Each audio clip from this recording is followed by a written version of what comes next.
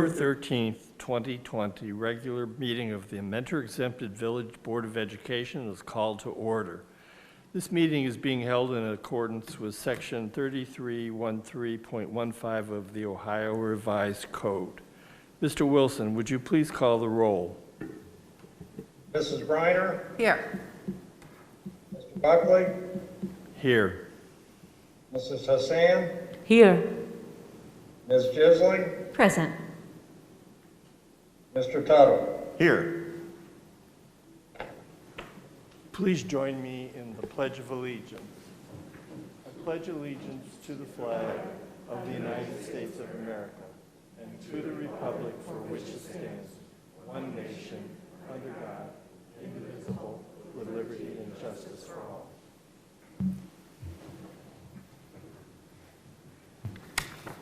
I would like to welcome everyone to the October 13th, 2020 regular meeting of the Mentor-Exempted Village Board of Education. Prior to this evening, each board member has received for their review and consideration the agenda and materials associated with each agenda item for the board's approval via the district's paperless Board of Education agenda systems, Board Docs. The public can access the agenda through the school district's website. The agenda is available through the district's website for public viewing the Sunday prior to the board meeting. Board members have the opportunity to call the superintendent and chief financial officer for information concerning agenda items and to request, if needed, additional information. There are two places on the agenda when the board entertains comments from the community. The first hearing of the public is dedicated to those who wish to address the board on agenda items only. The second hearing of the public is dedicated to those who wish to address the board on any subject, whether it is an item on the agenda or another issue. When addressing the board, please state your name. Comments are limited to 3 minutes, and please address questions to the president. This meeting is being televised on a delayed basis and will be shown on Spectrum Cable Channel 1026 in Mentor and Channel 1025 in Mentor on the Lake. This meeting is also being videotaped and will be shown on our YouTube channel, Cardinal TV Mentor, Ohio. Please place your mobile telephones on silent mode during the meeting. Next on the agenda is the approval of minutes. May I have a motion? So moved. Second. Mr. Wilson, would you please call the roll? Ms. Jisling? Yes. Mr. Hutto? Yes. Mrs. Briner? Yes. Mrs. Hassan? Yes. Mr. Buckley? Yes. Next on the agenda is hearing of the public on any agenda items.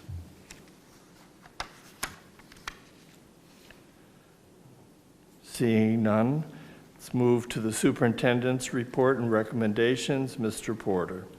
Thank you. Good evening, Mr. President, members of the board.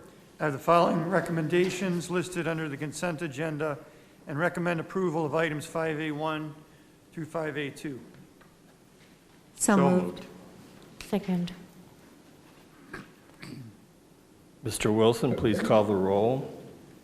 Please, who seconded? Breen. And Mrs. Briner moved? Jessling. Okay, thank you. Mrs. Briner? Yes. Mrs. Hassan? Yes. Ms. Jisling? Yes. Mr. Hutto? Yes.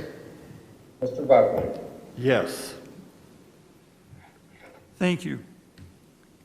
Mr. President and members of the board, this evening we are pleased to recognize several staff members who are being honored for their commitment to their schools and their students.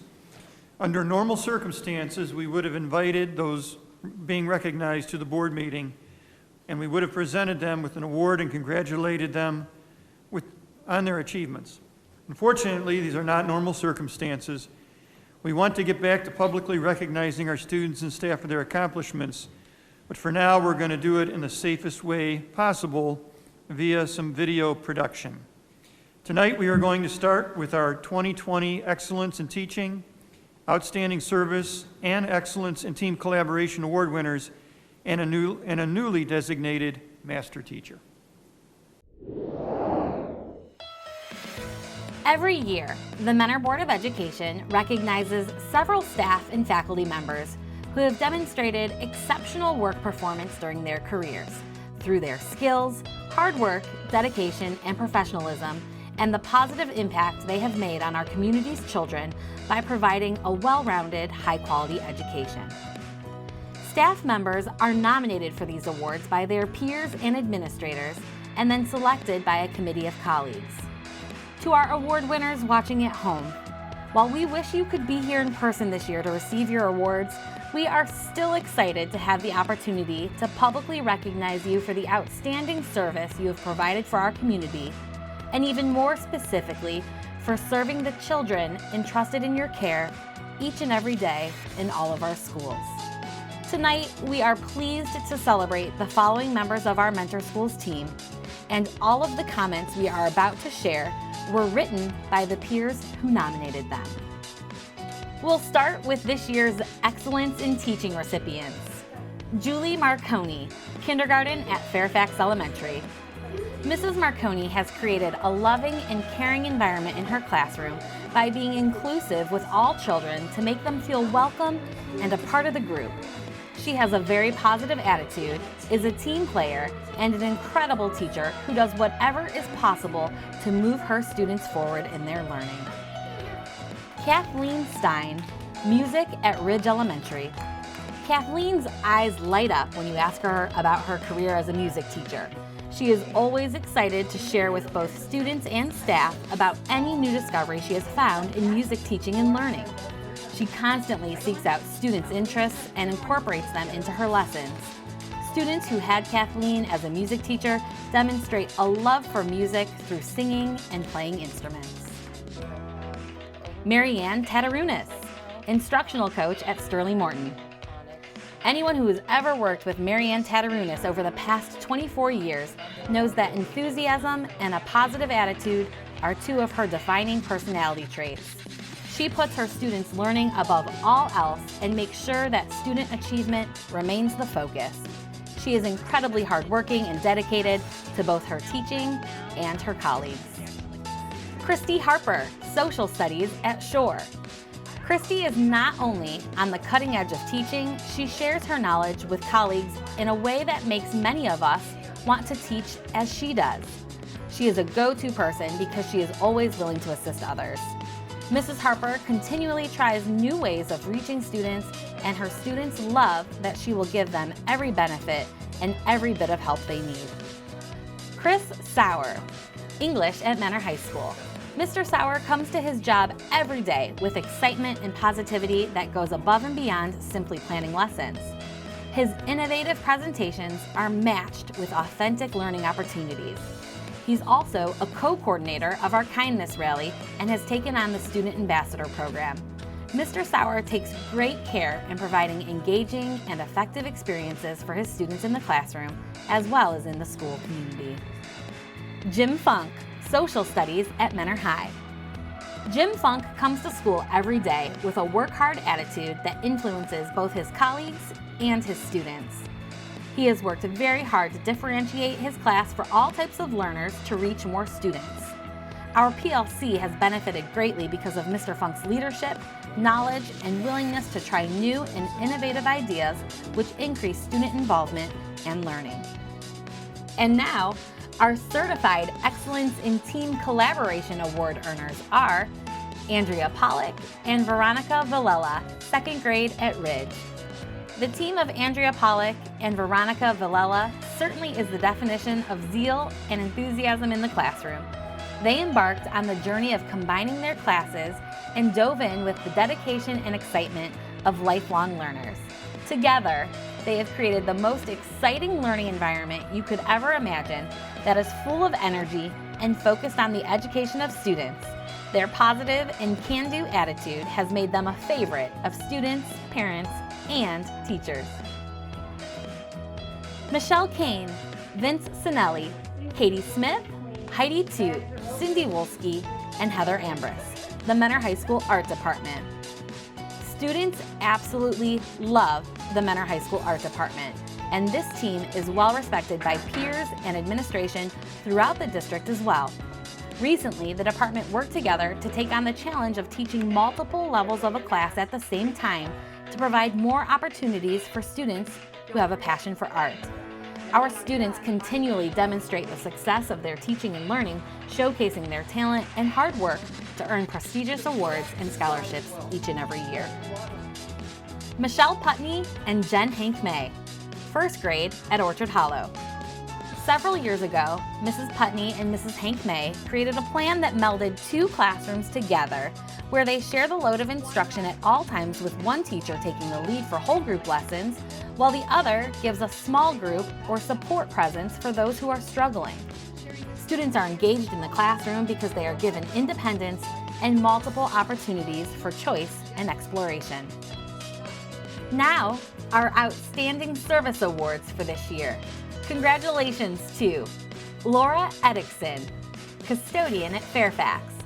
Laura is extremely hardworking and is always willing to help out with whatever needs to be done in the best interest of our school. She goes above and beyond with cleaning classrooms, devoting extra attention to making sure everything is disinfected properly and safe and ready for our children's return for the next day of school. Mrs. Eddickson is truly thoughtful about our students and staff and works to take special care of not only our school, but everyone around her as well. Bill Schulz, classroom assistant at Menor High. Mr. Bill is an essential part of the structured language classroom team, and a lot of our students' success is because of the extra work he puts in to make sure each and every student gets the help and support they need in any setting. Mr. Bill is respected by every teacher at Menor High who has the opportunity to work with him. He has a special and caring way of connecting with students with special needs and works diligently to help students achieve their goals. Bill is also known as Coach, working with our soccer team.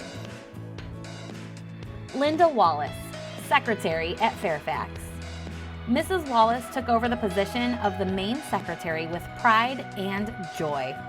She greets everyone on a daily basis with a smile, and she is always ready to help. She shows compassion to children and staff at all times, even when she is very busy juggling meeting many different needs. She is highly skilled at her craft. As a secretary, she takes care of more than just the students, but also every staff member and parents. To everyone, Mrs. Wallace is a symbol of a smile, a brave heart, and two arms that are ready to help. Sue O'Neill, classroom assistant at Fairfax. Mrs. O'Neill is an irreplaceable team member at Fairfax because she is involved in so many things: recess, lunch, classrooms, lessons, arrival, dismissal, drills, and more. Her regular presence not only helps the staff, but also provides a sense of stability to many of our students. Mrs. O'Neill may be quiet at times, but when she speaks with wisdom. She is patient and loving toward every child. Mrs. O'Neill is a part of every student's school life because she exemplifies the meaning of being a true helper, one who helps others by action, not just words. And we would also like to recognize one educator who is new to our Master Teachers list, Kate Johnson, English teacher at Menor High School. Master Teacher is a program through the Ohio Department of Education that is earned by teachers who apply and meet the criteria as an exemplary educator. Congratulations, Mrs. Johnson, for reaching this impressive accomplishment. And congratulations again to all of our 2020 Outstanding Service and Excellence in Teaching Award earners.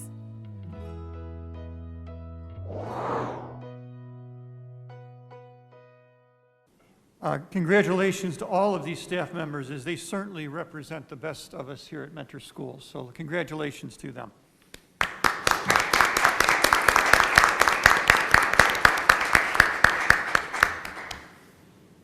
Mr. President and members of the board, I'm extremely proud to recognize all the students, staff, and parents at Fairfax Elementary for their part in Fairfax being named a Hall of Fame school through the Ohio Association of Elementary School Administrators. The OAESA Hall of Fame School Recognition Program recognizes schools with exemplary educational programs that go above and beyond meeting the needs of students in elementary and middle level schools across the state. In the last 10 years, we have had Lake Elementary and Brentmore Elementary receive this prestigious award, and we are honored to add Fairfax for the memorable year of 2020. Congratulations to the entire Fairfax elementary community. Congratulations.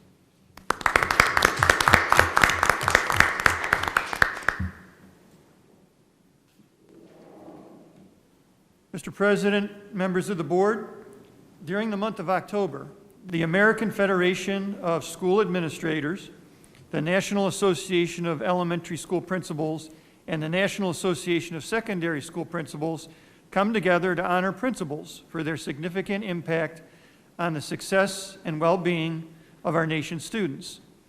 I would like to join them in honoring our district principals and others of those who lead buildings or programs and support those buildings every single day in so many ways. Heather Hardy, Bellflower Elementary Principal. Melanie Pearn, Fairfax Elementary Principal. Christine Miley, Hopkins Elementary Principal. Laurie Hounes, Lake Elementary Principal. Jeniffer Harris, Orchard Hollow Elementary Principal. Pam Hutto, Ridge Elementary Co-Principal. Jodi Poremba, Ridge Elementary Co-Principal. Jacqueline Sturm, Sterling Morton Elementary Principal. Ericka Blackburn, Memorial Middle Principal. Jeremy Rothstein, Memorial Middle School Assistant Principal. Mike Sears, Memorial Middle Assistant Principal. Tommy Dwyer, Shore Middle School Principal. Hillary Hounes, Shore Middle Assistant Principal. Mike Murawski, Shore Middle Assistant Principal. Jason Crow, Mentor High School Principal. Susie Chin, Mentor High School Assistant Principal. Crystal Wolf, Mentor High School Unit 9 Principal. Bobbi Ingraham, Mentor High School Unit 10 Principal. Ryan McKnight, Mentor High School Unit 11 Principal. Adam Dudziak, Mentor High School Unit 12 Principal. Joe Glavan, Mentor High School Career Technical Education. Christy LaPaglia, the Director of CARES. Brittni Mejac, Assistant Director of CARES. And Stephanie Clawges, Integrated Preschool. If we can give all of them, please, a round of applause.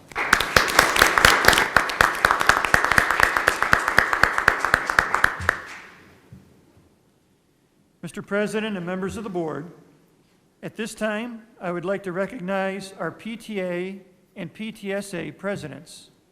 We all know the importance of parent involvement in our schools. For many years, the PTA has given endless hours of service to our students, staff, and community. We are very thankful to them for their many projects and their tireless dedication. And we have continued meeting with the presidents since last spring via Zoom, and their work hasn't stopped. And today, we were able to even drop off bakery cookie trees at each one of their homes as just a small token of our appreciation for them. And here they are. John Morris, Bellflower PTA President. Kelly Jankowski, Fairfax PTA President. Christine Henninger, Hopkins PTA President. Samantha Wolf, Lake PTA President. Kristen Frederick, Orchard Hollow PTA President. Manuela Crawley, Ridge PTA President. Aaron Phelps, Sterling Morton PTA President. Laurie Shuck, Memorial PTA President. Taryn Winnie, Shore PTSA President. Jeniffer Seach, Mentor High School PTSA President. Debbie Cole, Lake County Council PTA President. Congratulations and thank you to all of these presidents.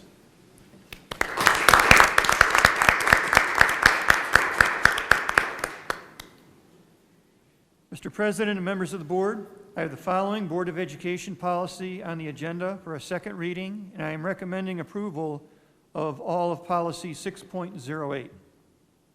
So moved. Second. Mr. Wilson, please call the roll.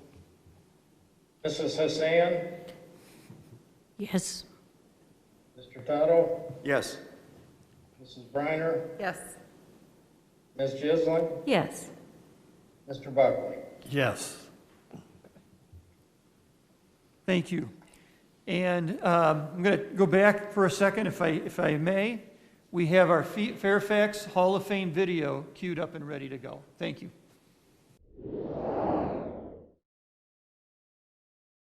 The OAESA Hall of Fame Award was recently presented to us for 2021, and it is an award that is set forth by the Ohio Association of Elementary School Administrators.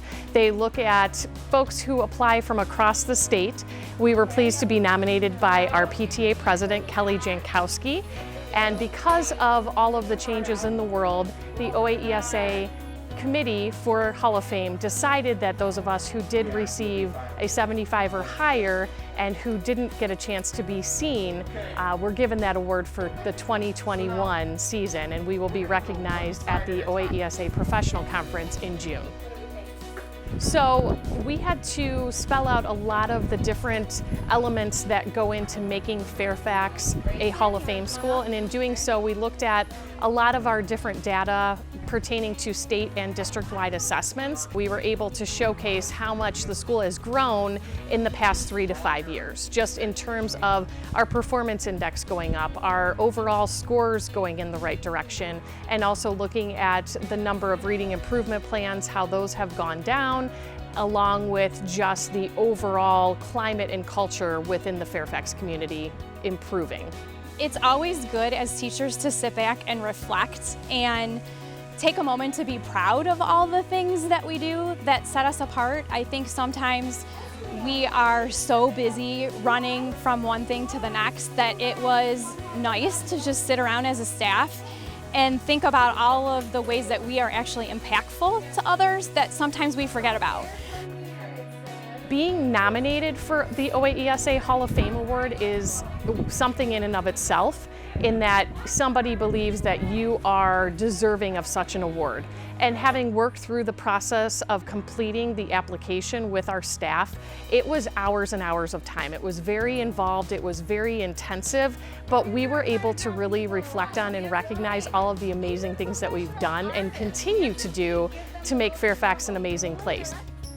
So one of the biggest things with the Fairfax culture was we established a hashtag Team Fairfax a few years ago, and every year we have had a mission or a motto to move from, and we use that as our driving force each year. This year it's every student matters, every moment counts. And ultimately we use that as the driving force for what's happening within our building. We went through the process of answering very intricate questions about what made us kind of stand out and what are some things we do here at Fairfax that make us different or unique from other schools. And one of those things that I'm involved in is the Student Ambassadors Program. So through that program, we try to get the students to really become the leaders of the school. They took off with coming up with different themes, like caring, responsibility, and actually started to run assemblies with Miss Pearn. It was something that they really enjoyed and something that I think made us unique is in building student leaders. Student ambassadors, we do skits, we teach people about friendship, kindness, we put motivational posters around the school, and yeah, we just do stuff to help the school. My favorite part about Student Ambassador is doing the skits, because it's fun and I get to be in front of people and tell, it's fun. Well, Fairfax is a really unique building in that we are set right smack dab in the middle of a neighborhood, and with that comes a whole neighborhood vibe.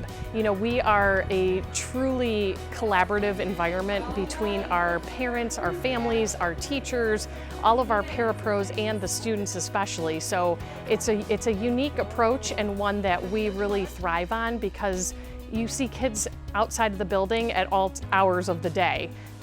I think one of the things that makes Fairfax especially special is because of the architecture of the building, you're not isolated in your classroom. Like, it lends itself to collaboration and cooperation among the staff and with the students too. They could easily move from room to room to be in a group that they need to be in for their academics. And so they're not just isolated in their own classroom. I think Fairfax is a unique school because everybody's like very kind and they like know how to teach you in a way that you can like understand good. My favorite part about being at Fairfax is making friends. I moved from Florida, so it's a new school. I get to meet new people and it's just a good experience.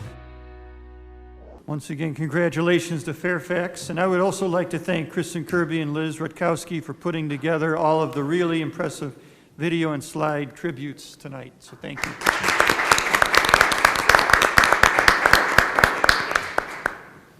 Mr. President and members of the board, I am recommending approval of agenda items C1 related to certified personnel and C2 through C5, all related to human resource matters. I'm also recommending approval of agenda item D related to administrative personnel.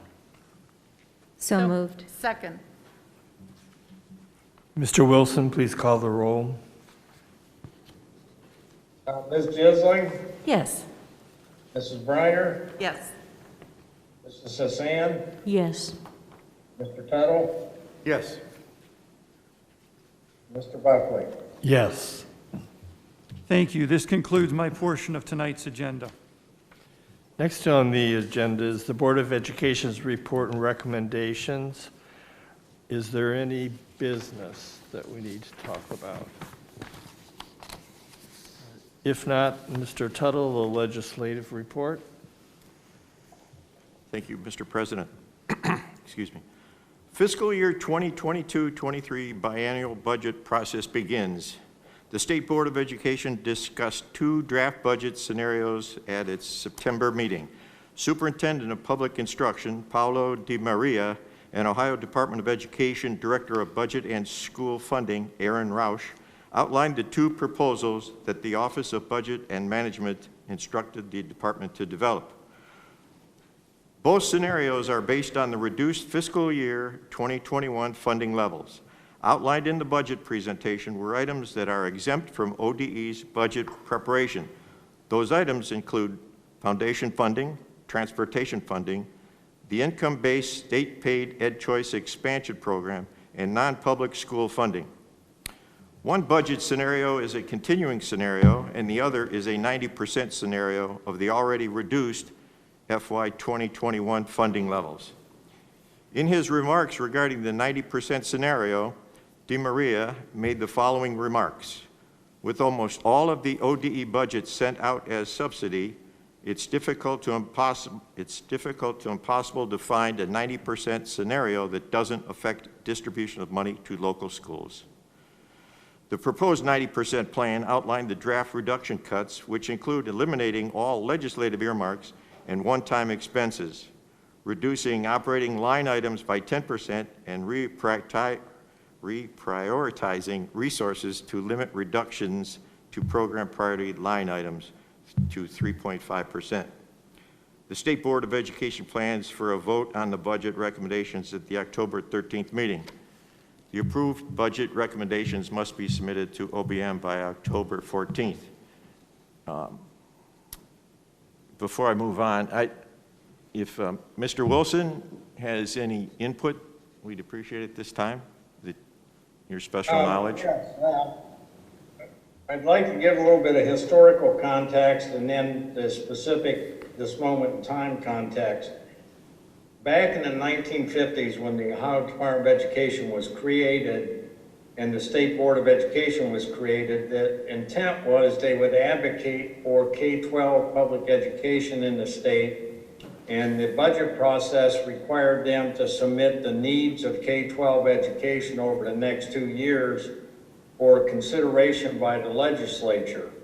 We have kind of morphed in the last decade and a half into the Office of Budget Management and the Governor's Office say, give us this scenario. Don't tell us what you need, but tell us if you got the same amount as the last budget, or in this case, 90% of what you got in the last budget, what would it look like? So unfortunately, the intent of the state board to identify the needs of K-12 education has gotten lost as we've evolved the biennial budget process. More specifically, before the COVID-19 crisis, our state subsidy was $16,365,000 a year.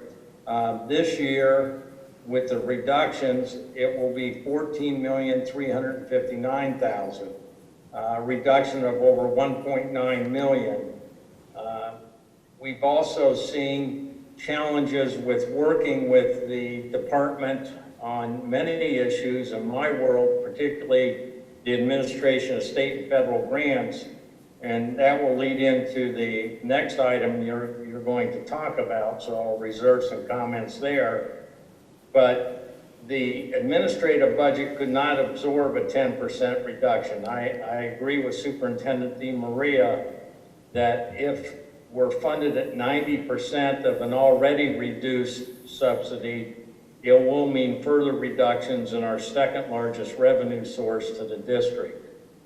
So we will advocate again that based on the needs we have, it's not just a matter of surviving with the reduced funding, but also advocating that we get back to looking at what are the true needs in K-12 public education and have the legislature find the wherewithal to address funding for that.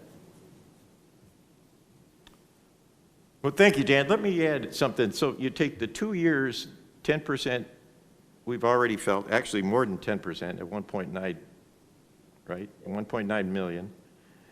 And then take another 10%. That's more than 20% over 2 years. And it's, again, not based upon what we want to do, but what they want to give us. Correct? That is correct. Yeah. So how do you move forward, or how do you even maintain if they slash 20% in 2 years? Doesn't make sense. But I understand funding is an issue. Position of either we have to reduce our programming for our students or shift more of the funding responsibility to our local community. Those are our two options. Well, it's unfortunate. It's got to be a combination of the two, I would think.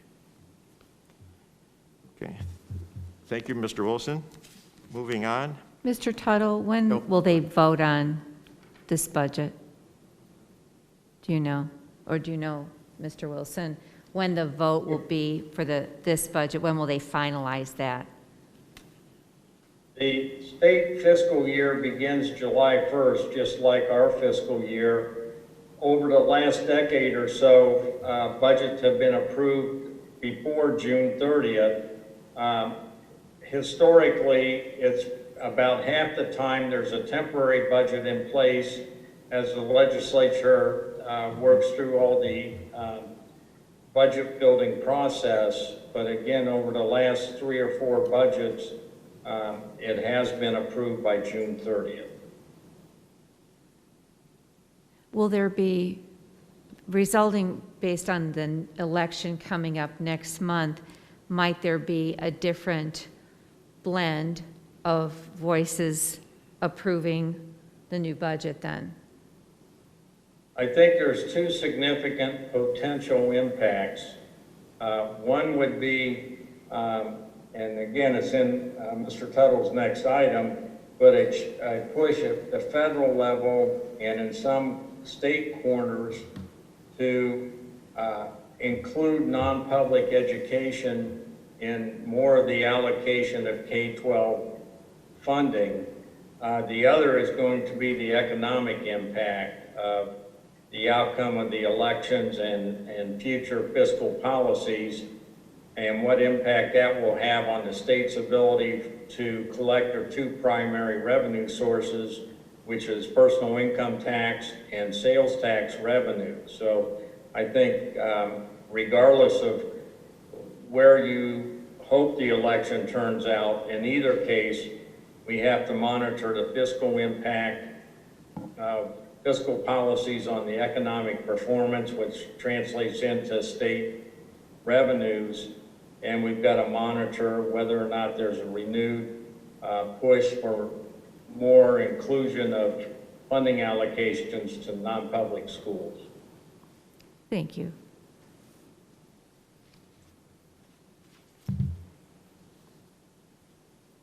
So the next item, U.S. Department of Education interim final rule no longer in effect. Dabney Frederick struck down the interim final rule regarding the use of CARES Act K-12 emergency relief funds for non-public equitable services.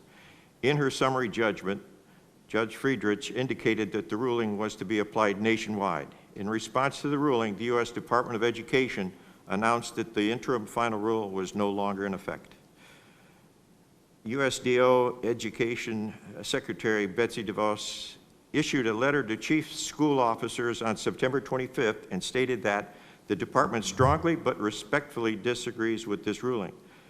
However, we respect the rule of law and will enforce the law as the courts have opined.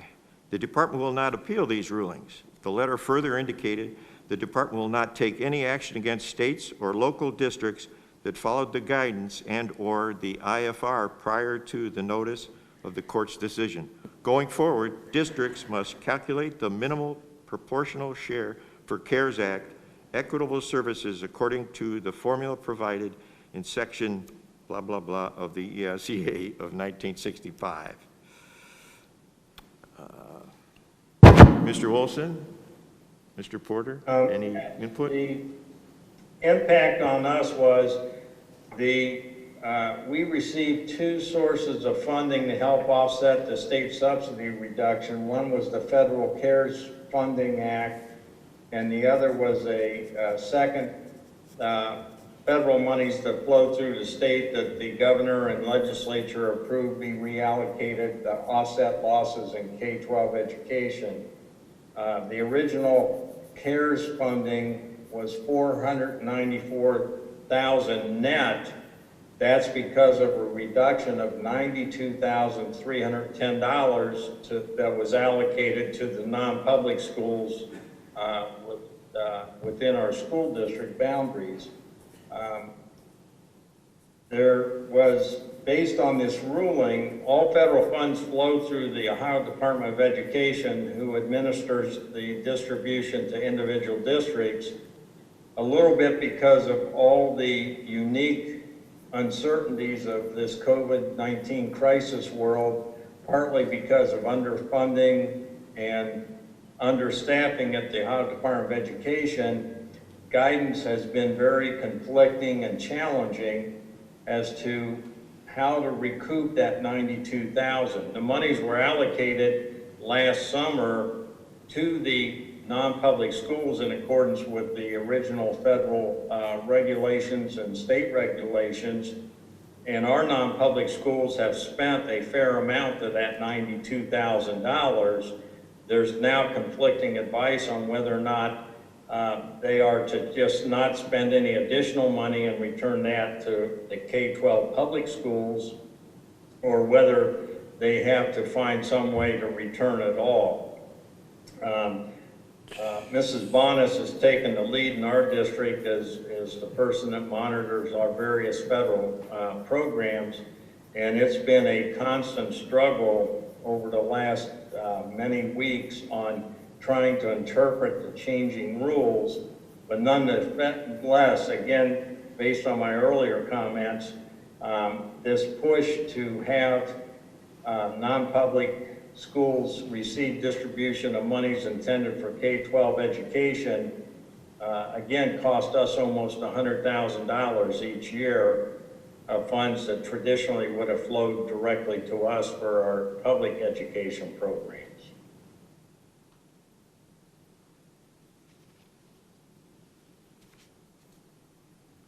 Thank you, Mr. Wilson. Appreciate that.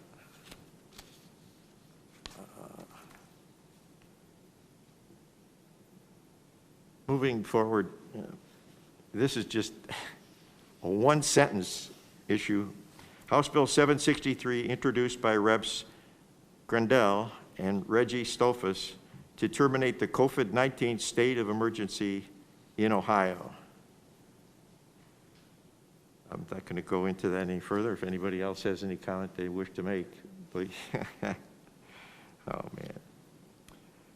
Senate Bill 365, introduced by Senator Teresa Fedor, to extend the authorization for members of a public body to hold and attend meetings or hearings via electronic technology until the current state health emergency is terminated.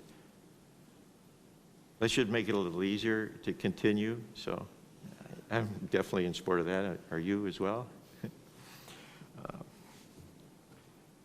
Senate Bill 372, introduced by Senator Michael Rulli, to create the Holocaust and Genocide Memorial and Education Commission that, among other responsibilities, would find opportunities to provide resources for schools to teach effectively about the Holocaust and genocide. Just another unfunded mandate. Any thoughts or comments on that, anyone? I'm finished. Yeah, okay. Thank you very much. Appreciate that. Thank you, Mr. Tuttle. Next on the agenda is the Chief Financial Officer's report and recommendations. Mr. Wilson. Yes, I recommend the Board of Education approve agenda items 7A through 7F as presented. And I would like to just comment briefly on our monthly financial statements. Remarkably, even with all the adventures, challenges, and unknowns of the COVID-19 crisis, our budget is tracking pretty much to expectations and last year's performance. So our tax settlement came in a little better than expected. There were less delinquencies than feared. On the expense side, we're underspending a bit more than last year, partly because of the advanced spending we had for preparing for bringing students back and the challenges of the COVID-19 issues. But overall, performance is tracking pretty well to budget. The one other item in there is the interfund transfers. We're requesting a $300,000 transfer to our food service fund. That was anticipated, and again, COVID-19 crisis related. With students not being in school 5 days a week, our ability to raise revenue from the sale of meals has decreased significantly, even though the federal government has enhanced and extended the reimbursement program for certain students for breakfast and lunch. We did anticipate and in fact need to transfer $300,000 to subsidized food service. This is the first time since 2006 that food service hasn't been able to break even. It's not through any failings on the part of the management of the program. It's the challenges again of operating when we don't have access to students for 5 days a week.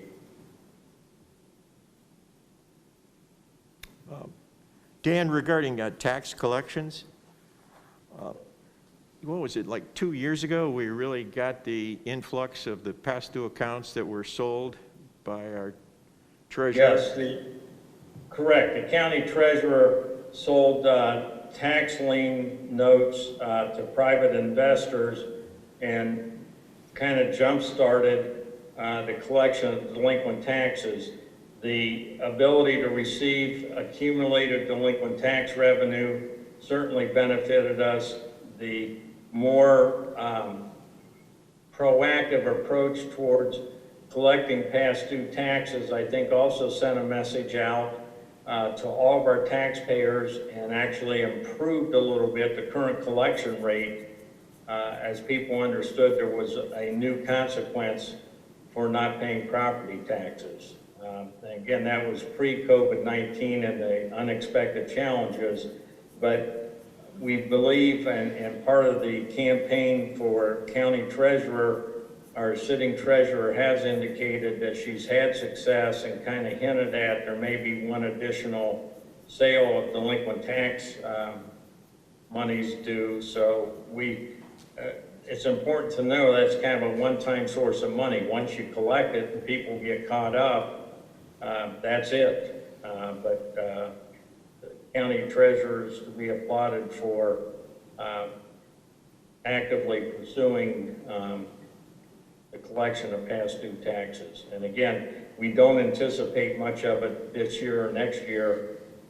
The county auditor and treasurer have suggested there may be a slight increase in current delinquents that is related to the COVID-19 crisis, not the general mood of the taxpayers. Fortunately, we did not see that in the tax settlement we got in August. Next tax settlement we get will be probably in March, and again, it'll go through the bulk of our current crisis, so we'll be anxious to see the outcome of that. Well, Dan, I certainly hope and pray for our property owners that doesn't increase for the number of delinquencies. It's just COVID-19 has had a major impact on that, I would think, in paying bills. People out of work can't pay their property taxes. It's a significant amount of money. Even if, if their house is a $200,000 house, it's a significant tax bill of probably $2,400. I believe that's about right, somewhere around there. That's significant if you're not working. So let's cross our fingers that more people go back to work soon, soon, soon. Thank you, Dan.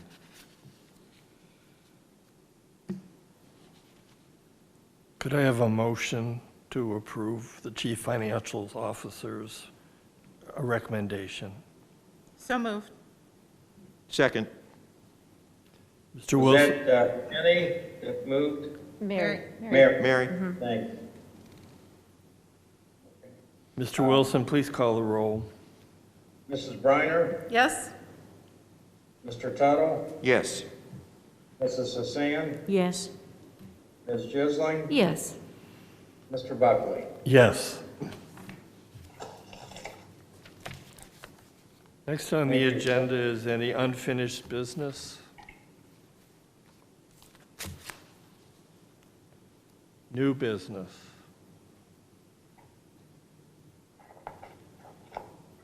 Okay, next on the agenda is hearing of the public on any issues.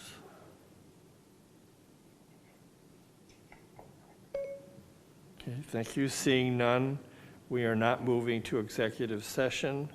So may I have a motion for adjournment? So moved. Second. Mr. Wilson, please call the roll. Mrs. Briner? Yes. Ms. Jisling? Yes. Mrs. Hassan? Yes.